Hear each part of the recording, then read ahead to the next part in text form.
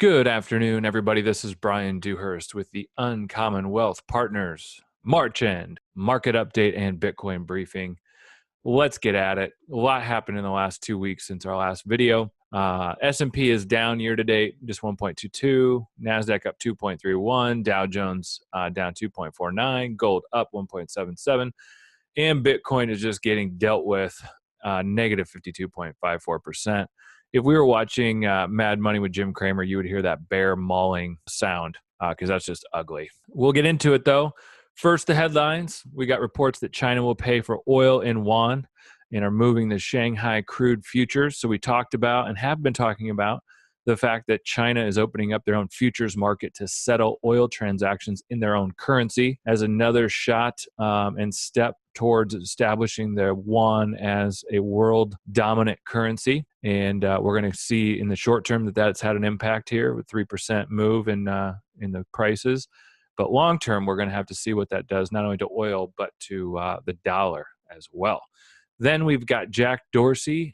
He is the founder and creator of Twitter. You may have heard of that company. And another company called Square. They are one of the world's largest credit card processors.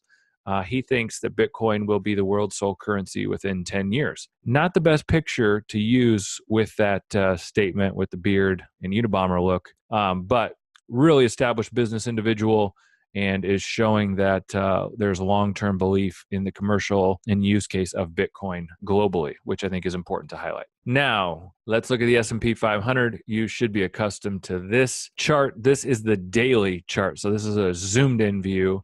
Normally we're showing the monthly, and I will show that, but I wanted to show the daily because it shows the volatility that we've experienced over the last few months a lot more graphically. So you'll see here we came down. You'll see the green arrow activated because we hit this kind of downside bumper, if you will. Market came back. We got close to our all-time high, and then we fell down again here in the last couple of weeks. And so now we've seen a green arrow, and we're stabilizing here.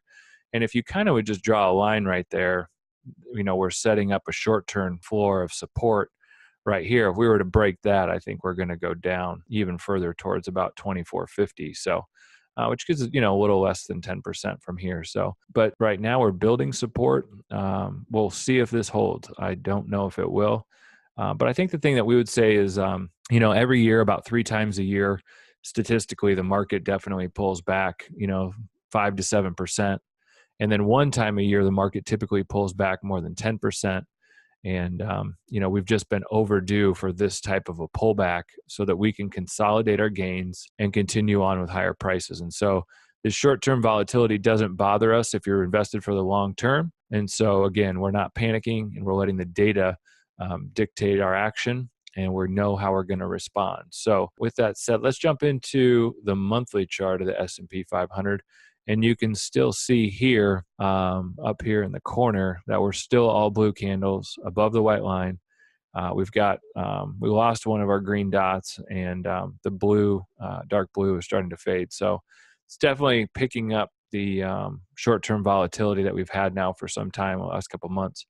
But we're still in a bullish trend, the data would suggest. And so we're definitely looking for that first red candle, which would signal kind of a change in intermediate trend. But I got some more slides to show you that I think long-term that are going to be helpful. But even as we experienced in here with these red candles and kind of the year and a half we traded sideways, it made sense to stay invested and stay long. So we're going to keep watching this for you. Let's look at some other charts. S&P 500 on the monthly, again, we're still green candles above the longer term 21-day moving average, which is bullish. So we're still holding the trend when we're zoomed out looking over the long term. And then here, kind of same thing. Even if you see price on top here breaking through some of the shorter term moving averages, we saw the price break all the way through the shorter term moving averages back here in 2015, 2016. And the market still went on to make new highs. So that's kind of what we're watching. We're watching for the price to actually break through, into the red and have the green then break through into the red. And we have not seen that. This was the last time they were kind of converged. That was 2010. So we've been on a long-term trend here. And that's where I know people are like, this can't go on too much longer. This has got to end. But we're not seeing that totally as of right now. But we're going to continue to watch for that. All right, this is the chart that I wanted to highlight because I think it just takes It just makes everything way cleaner. So this is the S&P 500 index, and I just did a 30-day, 40-day, and 50-day moving average from 2006 through 2010. And you can kind of see here how, the blue is the shorter term moving average, how they rolled over. So this is the debacle in 08, 09 in the financial crisis. It looks like a slide, and you did not want to be on that slide.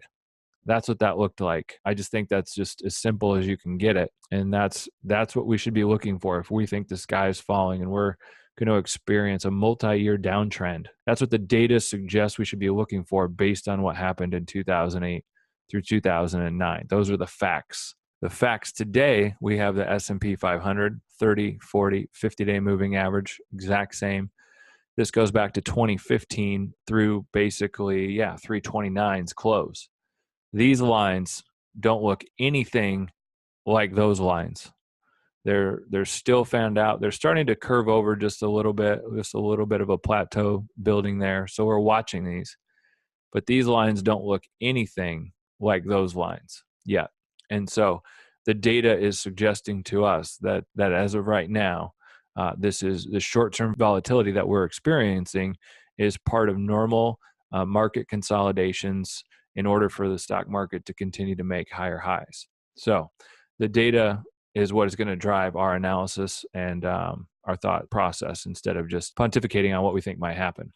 This is gold. This is gold zoomed out on a monthly chart. This is GLD. I should be specific. This is GLD. This is the ETF that tracks the price of gold.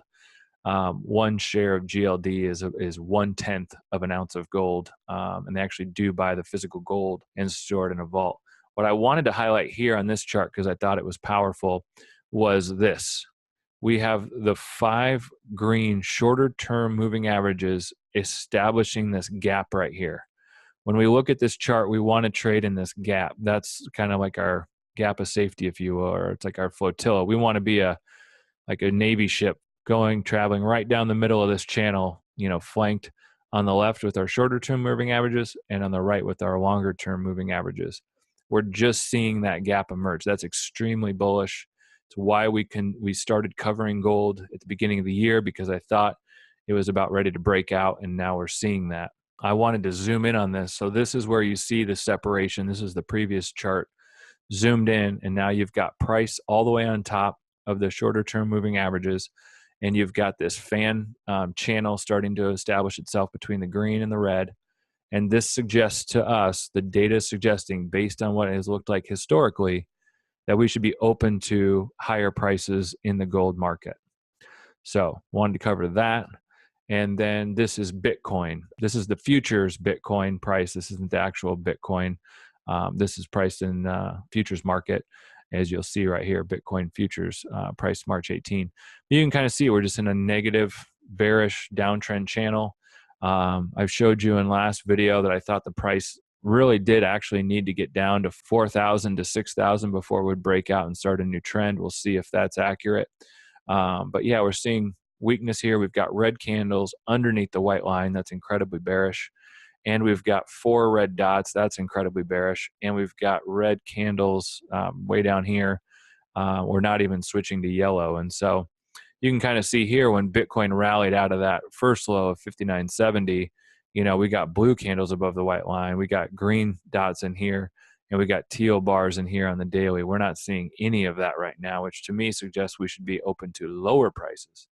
And so, yeah, Bitcoin looks challenging in the short term. This is a daily chart, not a monthly. We need to get a lot more time under our belt with the Bitcoin futures contract before we can, zoom out to maybe like a weekly and a monthly chart. So again, this is shorter term volatility, but in the short term, Bitcoin looks like it should be definitely open to more in future weakness. So that's all I've got for you guys today, guys and gals. I've gotten some feedback that I say guys too much. So ladies, if you're watching, thank you for watching.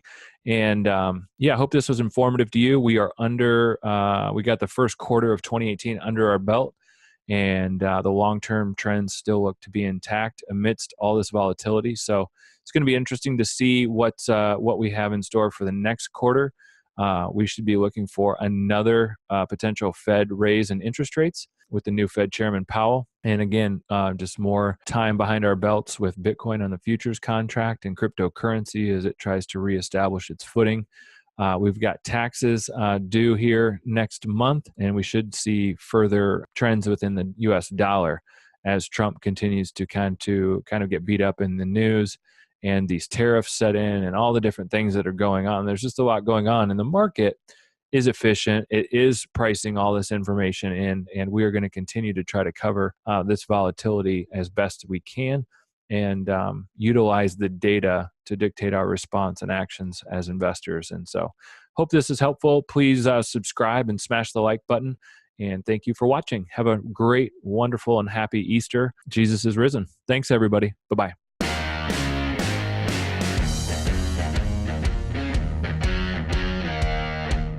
The material in this video has no regard to the specific investment objectives, financial situations, or particular needs of any viewer. This video is presented solely for informational purposes and is not to be construed as a solicitation or an offer to buy or sell a security or any other related financial instruments. Nor should any of the content be taken as investment advice. Any of the opinions expressed in this video are subject to change without notice, and Uncommon Wealth Partners LLC is not under any obligation to update or keep current the information contained herein. Uncommon Wealth Partners LLC and its respected officers and associates or clients may have an interest in the securities or derivatives of any entities referred to in this material. Uncommon Wealth Partners does not accept any liability whatsoever for any loss or damage of any kind arising out of the use of all or any part of this material. We recommend that you consult with a licensed and qualified professional before making any investment decision.